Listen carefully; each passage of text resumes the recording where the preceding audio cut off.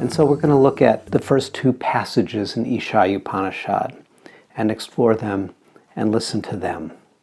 When we listen to these teachings, it's as though we're back in the forest of the ancient days, where the sage has returned from his or her meditative practice with a revelation. So we listen with a meditative ear, with an undefended heart, not to believe, but to step into the perception, to step into the attitude, to step into the stance and the recognition that is encoded in these words. Isha Upanishad section 1 says, "All that exists is of radiance. Claim nothing.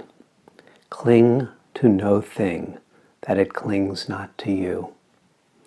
Find the Lord, the radiant, generative presence that dwells in the heart of each person, event, or thing.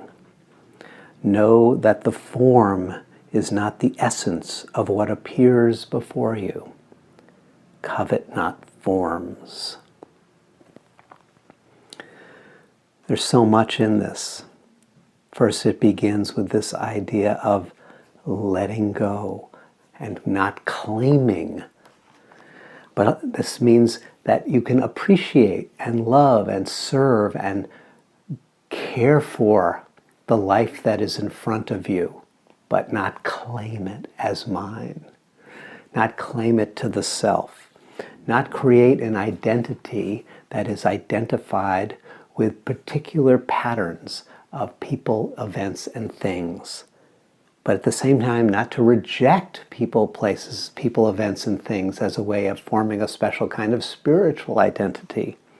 Rather, it says, tune in, find the radiant, generative presence that dwells in the heart of each person, event, or thing. How do we do this? We do this by cultivating meditative awareness. As Patanjali says, Chitta Vritti Narodaha, the stilling, when we still the patternings of the mind, when we still the patternings of consciousness, then the self rests in the revelation of its own true nature. And as we more and more cultivate meditative awareness, then we are able to experience that which arises before us as person, as event, or as thing. We can experience it both in its form nature, but also in its essential radiance. Rather than reject forms, rather than reject people, rather than reject things or events, we can relate to them skillfully and realize that in the heart of each being, that radiant generative presence resides. And that is the cause of all the movements. As the Gita says, in the heart of every being, the Lord, the radiant generative presence abides, propelling.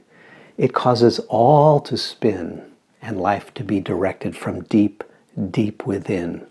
What does this mean? It means that our life is being directed, as it were. Our life is being moved and motivated by that inner radiance, which is seeking one primary thing, which is to fulfill your deepest dream, to awaken your deepest longing, to realize your deepest call, which is to be the embodied presence of who you are, which is the radiance itself.